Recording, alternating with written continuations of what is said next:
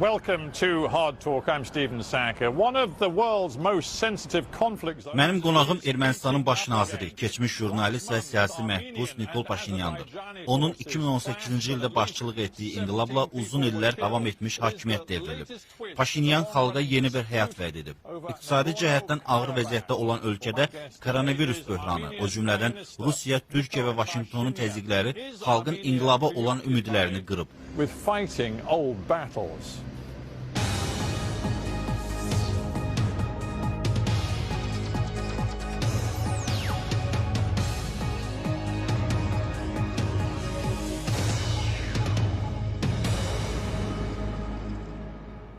Prime Minister Nikol Paşinyan in Yerevan. Welcome. İndi o İrəvandan bizə qoşulur.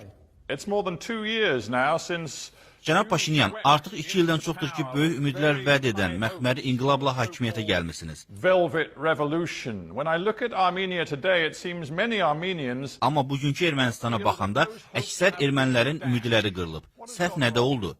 I wouldn't agree with your. Mən sizin təəssüratınızla razı olmayacağam. Ermənistanda bütün ermənilər demokratik ölkədə yaşayır. 2019-cu ildə biz böyük iqtisadi yüksəliş əldə etdik.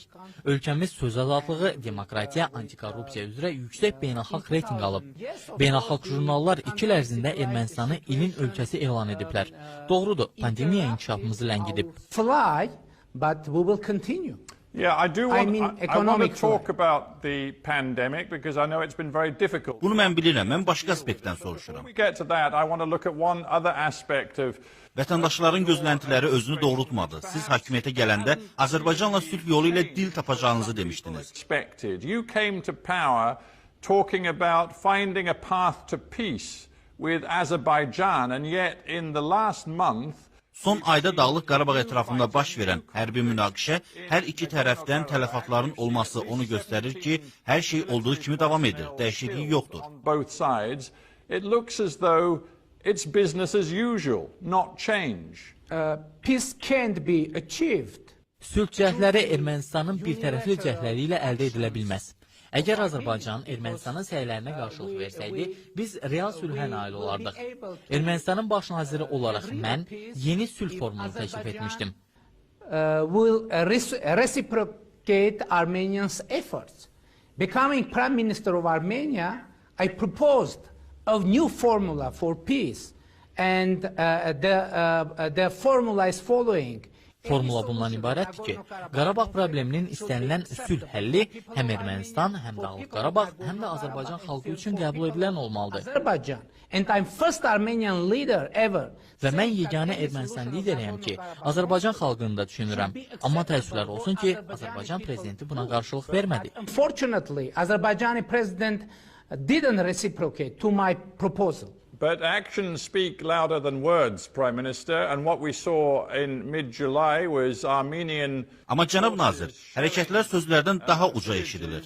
İyulun ortalarında Ermənistan hərbi qüvvələri Azərbaycanın münaqişə xəttindəki kəndlərini atəşə tutması nəticəsində dinc sakinlər həlak olub. Bundan sonra döyüşlər başlayıb. Of course, produced a tit-for-tat response and the prolonged military clash. Bu isə sübut edir ki, sizin siyasətiniz sülh əldə edilməsinə hesablanmayıb. Appear to be designed to achieve peace.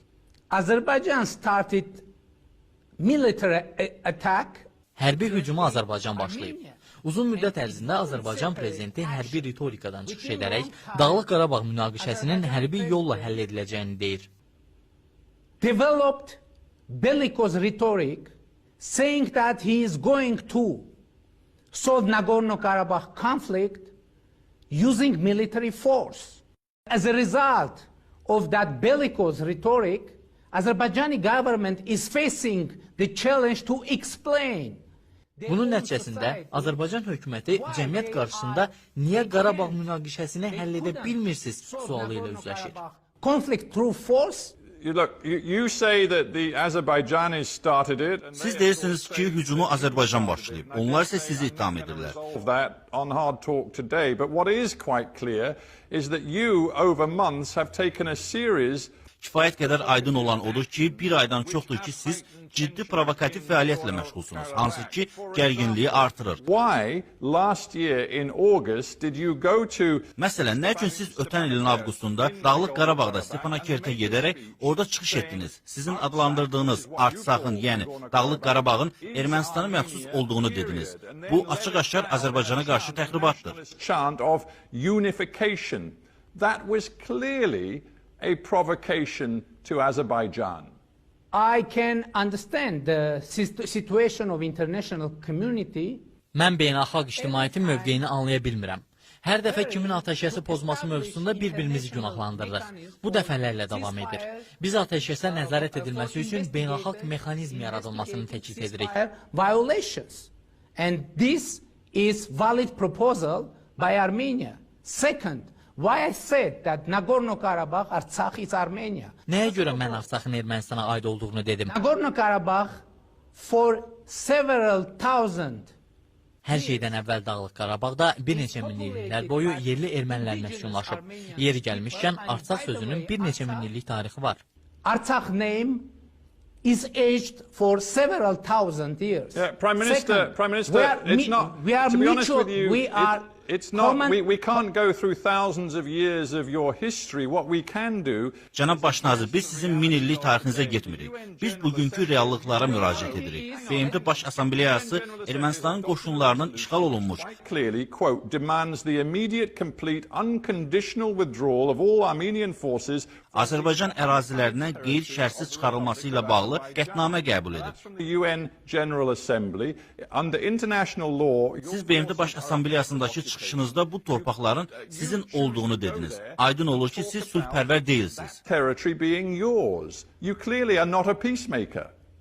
The document of UN Security Council didn't mention.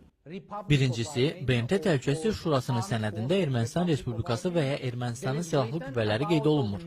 Orada Dağlıq Qarabağ ermənilərin özünü müdafiə qüvvələri yazılıb. Defending forces. It's first. Second. İkincisi, sizə reallığa nəzər salmağı təklif edirəm. Reallıq odur ki, münaqişə dövründə Dağlıq Qarabağ əhalisinin 19, yox, 18-i erməniləri idi. Azərbaycanlılar bu əraziləri ermənilərdən təmizləməyə çalışırdı və buna görə də münaqişə başladı. And Azerbaijan tried to clean this land from Armenian and conflict started from this moment. But my question, Prime Minister, is about how you make good on your initial promise to... Cənab Başnazir, mənə maraqlıdır ki, siz necə sülhün təmin olunmasını vəd edirdiniz ki, sizin başçılıq etdiyiniz hökumət Ermənistandan Dağlıq Qarabağa magistral yolun çəkilməsini planlaşdırır. Bu yol Azərbaycan ərazisindən keçir. Bu plana baxan Qafqaz regionu üzrə olan mütəxəssislər bunun beynəlxalq hüququn pozulması kimi dəyərləndirdilər. Who've looked at this plan and who specialize in Caucasus politics have described it as a violation. Bu Dağlıq Qarabağın işğalını qəti şəkildə sübut edir. Siz bu yolun çəkilişini dayandıracaqsınız. Nagorno-Karabakh, we very much deplore this initiative. Will you stop building that road? It isn't Armenian government to build any road in Nagorno-Karabakh. It's Nagorno-Karabakh government.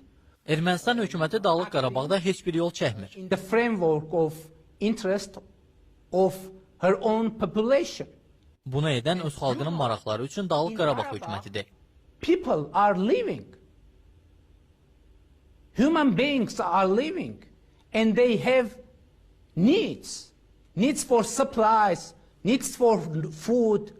Dağlıq Qarabağda insanlar yaşayır və onların təchizat, ərzaq, nəqliyyat kimi ehtiyacları var. Is exercising the policy of isolation and blockade for Nagorno-Karabakh and, by the way, for Armenia too. Prime Minister, I began this interview by saying that you came to... Baş nazir, mən intervyuya başlayanda dedim ki, siz hakimiyyətə böyük ümidlər və islahatlar vəd edərək gəlmisiniz. Armenia, its nationalist position on Nagorno-Karabakh. Mən səmimi olaraq hesab edirəm ki, siz bu məsələdə milliyyətçi mövqedən çıxış edirsiniz. Amma siz öz sələflərinizdən heç nə ilə fərqlənmirsiniz. Ermənistan xalqı üçün problemin həllində heç bir yenilik edə bilmirsiniz. Where is the evidence that on this core issue for the Armenian people, you're bringing something different to the table? I won't agree with you Mən mövqeyimin millətçi adlandırılmasında sizinlə razı deyiləm. Çünki Dağlıq Qarabağ erməniləri real təhlükə altındadılar. Biz nə təklif edirik? Biz təklif edirik ki, Azərbaycan Dağlıq Qarabağda gücdən istifadənin mümkünlüyünü yenidən elan etsin. Burada razılaşmalı olduğumuz sadə bir düstur var.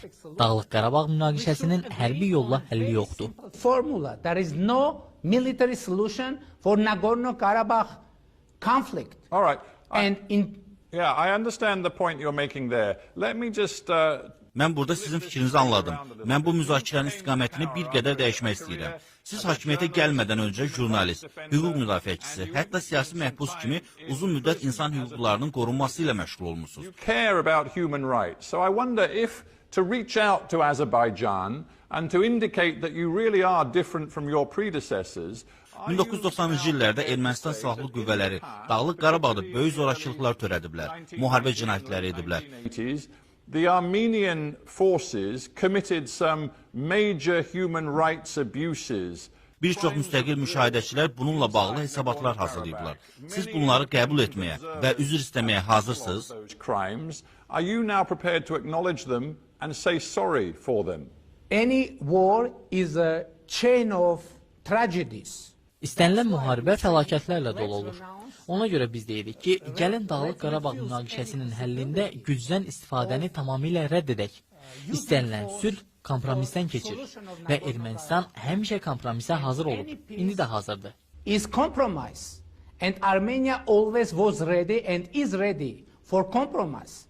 But from the other side, I'm asking you a very specific question in the spirit. Amma mən sizdən fərqli sual soruşdum. Soruşdum ki, siz bunları qəbul etməyə və üzr istəməyə hazırsınız. Avropa Məhkəməsinin insan haqları sənədlərinə görə siz Ermənistan ordusunun istənilən insan haqları pozuntusuna görə üzr istəməlisiniz. Will you say sorry? Avropa Məhkəməsinin Azərbaycanlıların ermənilərə qarşı zorakılığına əks etdirən oxşar sənədi var. Mən Azərbaycanlılar haqqında danışmıram, sizin haqqınızda danışıram.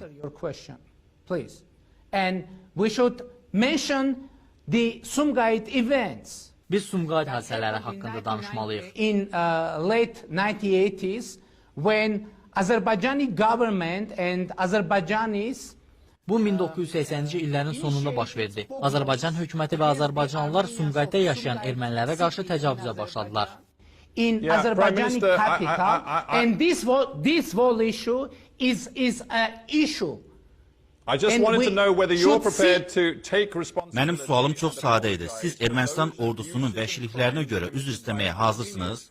It's quite simple, yes or no. It should be proved. Sübut olunmalıdır ki, kim bu vəhşilikləri edib? These atrocities, and I think Armenians of Nagorno-Karabakh. Dağlıq Qarabağın erməni və Azərbaycanlı əhalisi qurbandılar. Biz bunu sübut edə bilərik.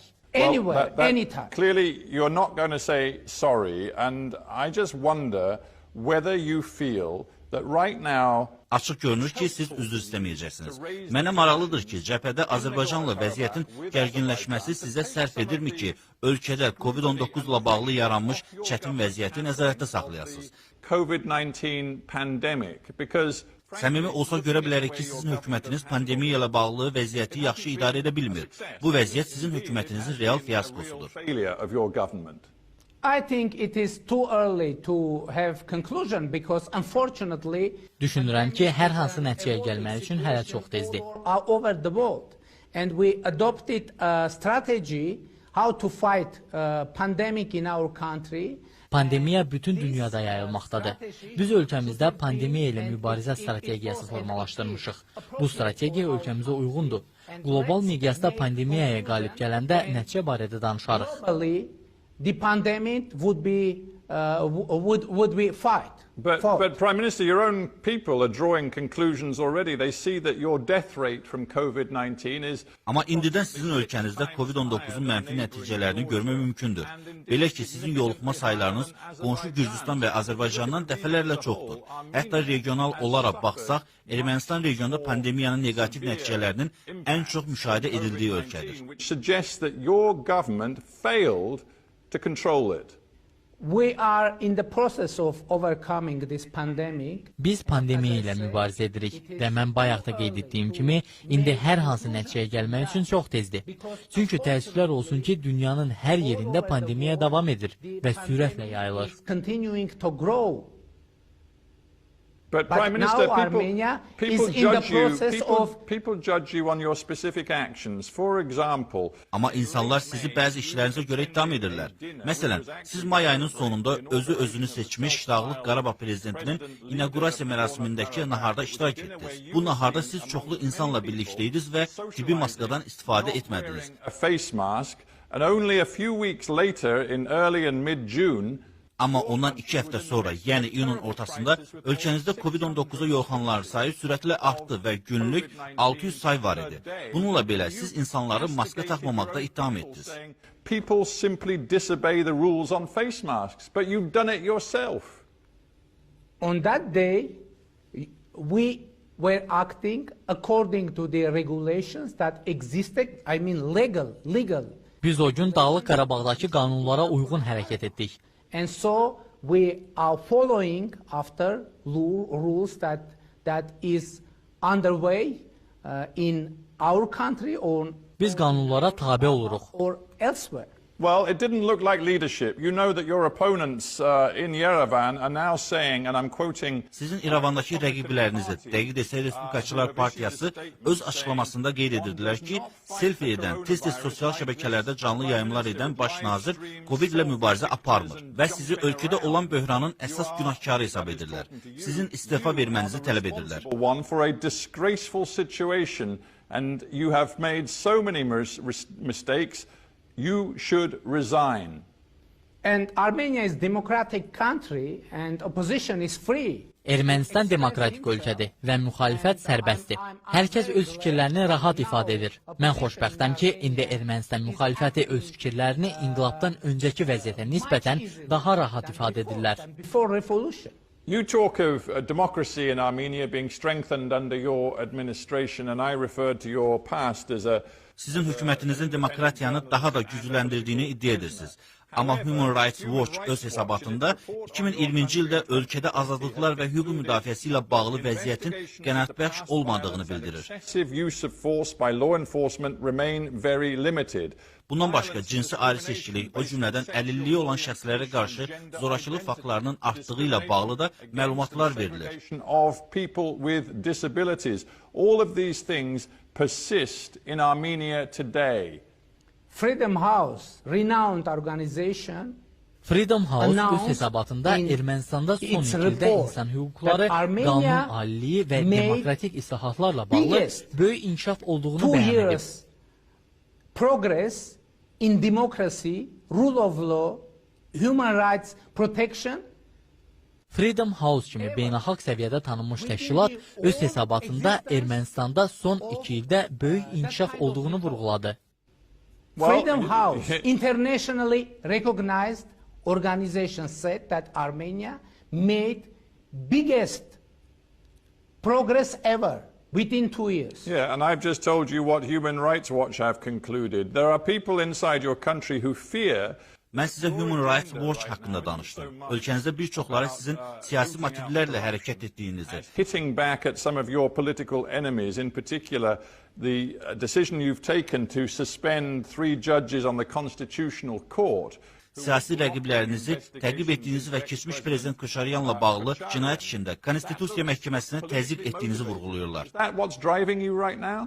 As far as Constitutional Court is concerned, Konstitusiya məhkəməsindən söz düşmüşkən, biz bu qurumun konstitusiyaya uyğun fəaliyyət göstərməsinə çalışırıq. Tried to have Constitutional Court fully compliant with our constitution. Çünki bizim tamamilə fərqli konstitusiya məhkəməmiz var idi. Biz konstitusiya məhkəməsinin konstitusiya ilə tam uyğun olmasına çalışırıq. Different Constitutional Court in reality. So we are going and we are doing that. Həbslərdən söz düşmüşkən, bizim məhkəmələrimiz, prokurorluq orqanlarımız var. With our constitution.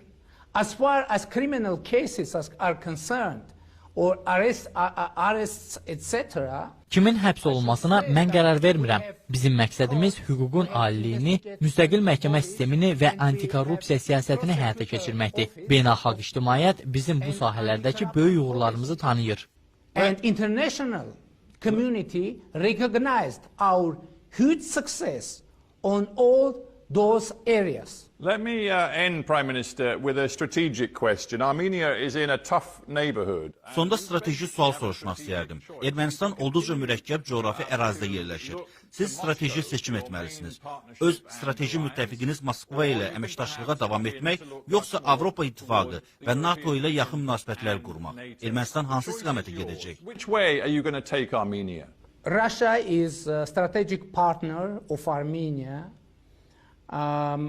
in terms of security. Rusiya təhlükəsizlik sahəsində Ermənistanın strateji tərəfdaşıdır. Ermənistan Avrasiya İqtisadi İttifaqının üzvüdür. Bundan başqa bizim Avropa İttifaqı ilə tərəfdaşlıq sazişimiz var. Yeri gəlmişkən Avropa İttifaqı bizim islahatların icrası sahəsində də əsas tərəfdaşımızdır. Bizim NATO ilə də kifayət qədər effektiv əməkdaşlığımız var. Yeri gəlmişkən bizim Əfqanistan, Livan, Mali, Kosovo kimi ölkələrdə sülhməramlı qüvvələrimiz var. In peacekeeping mission in Afghanistan, in Lebanon, in Kosovo, in Mali. But Prime Minister, we have let me quite stop you. effective Let military me stop you for a cooperation with second. the United States too. Yeah, let me stop you for a second. Geopolitics involves some tough choices. If you really want to... Sözünüzü kəsmək məcburiyyətindəyəm. Siz Avropa İttifaqı və NATO ilə münasibətləri yaxşılaşdırmağa çalışsanız, sizə çətin olacaq. Çünki Türkiyə ilə problemli münasibətləriniz var. Amerika Birləşmiş Ştatları ilə də İranla əlaqələriniz ucbatından problem yaşayırsınız. Mən sizdən bir daha soruşuram. Siz Moskvaya sadiq qalırsınız, yoxsa üzünüzü qərbə çevirirsiniz? Or are you ready to embrace a different direction? Saying strategic partnership, that means Bizim İranla çox yaxşı münasibətlərimiz var. Amerika Birləşmiş Ştatları ilə də yaxşı münasibətlər qurmağa çalışırıq. relations with Iran, and we are doing our best to keep Biz öz beynəlxalq öhdəliklərimizə tam sadiqik. relations with the United States and with Iran, and in the same time be fully devoted to our international commitments. All right. Well, I appreciate your Vaxtınızı ayırıb iştirak etdiyiniz üçün sizə təşəkkür edirik. much indeed for being on Hard Talk. Thank you. Təşəkkürlər.